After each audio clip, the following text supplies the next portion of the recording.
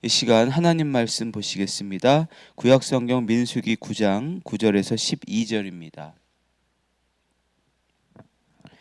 여호와께서 모세에게 말씀하여 이르시되 이스라엘 자손에게 말하여 이르라. 너희나 너희 후손 중에 시체로 말미암아 부정하게 되든지 먼 여행 중에 있다 할지라도 다 여호와 앞에 마땅히 유월절을 지키되 둘째 달 14째 날 해질 때에 그것을 지켜서 어린 양의 무교병과 쓴 나물을 아울러 먹을 것이요 아침까지 그것을 조금도 남겨두지 말며 그 뼈를 하나도 꺾지 말아서 유월절 모든 율례대로 지킬 것이니라. 아멘. 오늘은 민수기 9장의 말씀을 중심으로 하나님의 은혜를 나누겠습니다. 오늘 말씀의 배경은 이스라엘 백성들이 이집트의 노예 생활에서 해방된 지 정확히 1년이 지난 시점입니다. 장소는 황량한 시내 광야죠. 하나님께서는 이스라엘 백성들에게 애굽을 탈출하던 날 그 밤을 기억하면서 첫 번째 유월절을 지키라고 명령하셨습니다. 유월절은 이스라엘 달력으로 첫째 달 14일 해질 무렵에 어린 양을 잡아서 그 피를 문설주에 바르고 고기를 불에 구워 무교병과 쓴 나물과 함께 먹는 그런 절기입니다. 이 절기는 단순한 기념일이 아니었습니다.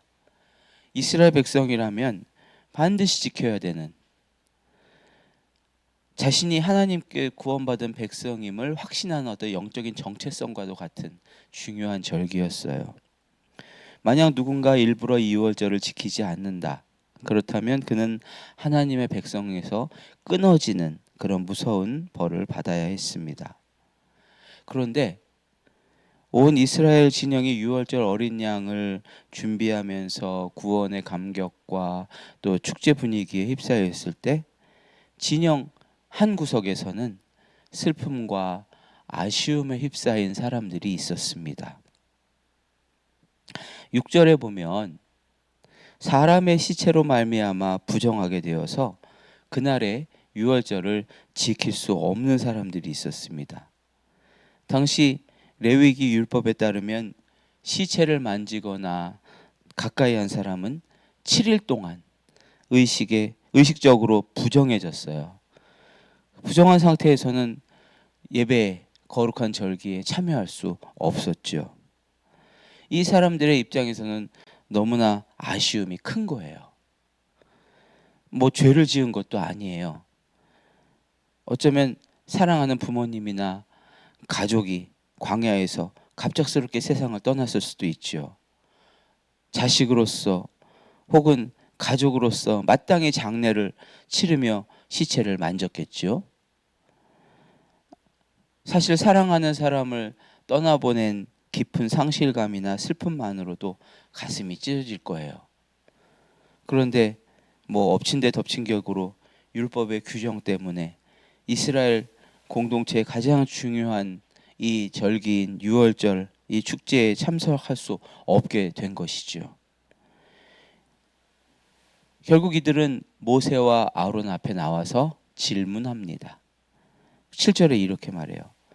그에게 이르되 우리가 사람의 시체로 말미암아 부정하게 되었거니와 우리를 금지하여 이스라엘 자손과 함께 정한 기일에 여호와께 헌물을 드리지 못하게 하심은 어찜이니까. 이것은 단지 불평이라고 말하기보다는 하나님께 같이 예배하고 싶은 거룩한 갈망이었습니다. 하나님께 예배하고 싶고 같이 공동체에 참여하고 싶은데 하나님의 백성으로서 은혜의 식탁에 참석하지 못하니까 이것에 대해서 굉장히 안타까운 것이죠. 아쉬운 거죠. 모세는 이들의 질문에 대해서 율법이니까 더 이상 문제 제기하지 마, 이렇게 얘기하지 않았어요. 기다려 봐라, 내가 하나님께 여쭈어 보겠다. 그래서 하나님께 이제 기도를 합니다. 모세의 기도를 들으신 하나님께서 응답해 주셨어요. 하나님은 두 번째 유월절을 지정해 주셨습니다. 시체로 부정하게 된 사람들이나 먼 여행 중에 있어서 첫째 달 14일의 유월절을 지키지 못한 사람들은 한 달 뒤, 정확히 한 달 뒤에 둘째 달 14일에 유월절을 지켜라 이렇게 말씀하셨습니다. 여기서 정말 엄청난 은혜죠. 하나님께서는 이 소수의 소외된 사람들을 위해서 불가피하게 예배의 자리에 나오지 못한 사람들을 위해서 이 달력에 새로운 명절을 하나 더 딱 제정해 주신 것이에요. 여러분, 이게 하나님의 은혜입니다.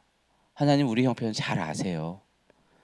우리가 얼마나 연약하고 또 여러 가지 상황으로 인해서 또 얼마나 쉽게 또 낙심하고 넘어질 수 있는지 잘 아세요.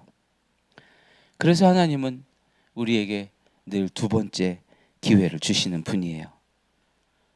첫 번째 구원의 은혜를 유월절을 놓쳤다고 해서 그 은혜에서 영영이 배제되는 게 아닙니다. 하나님은 언제나 두 번째 기회를 주세요. 성경에는 이렇게 두 번째 기회를 얻은 사람들의 이야기가 많아요. 요나 선지자 아시죠? 요나 선지자는 하나님의 첫 번째 명령을 어기고 다시스로 도망치다가 바다에 던져지죠. 그리고 커다란 물고기 뱃속에 삼켜집니다.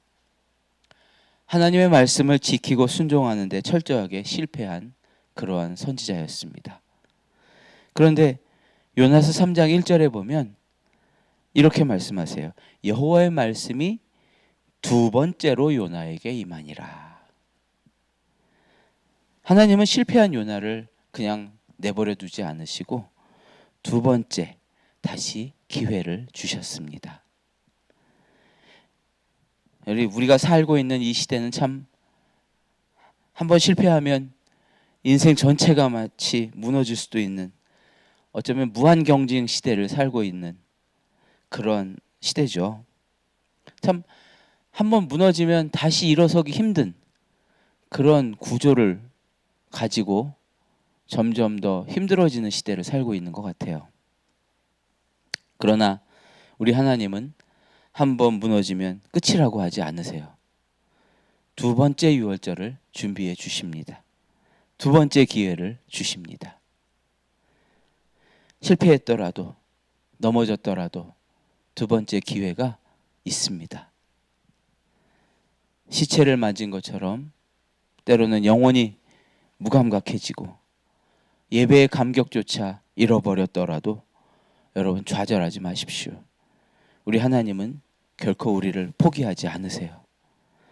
한 달을 또 기다려 주시고 새로운 날을 정하셔서라도 다시 은혜의 자리에 우리를 초청하십니다.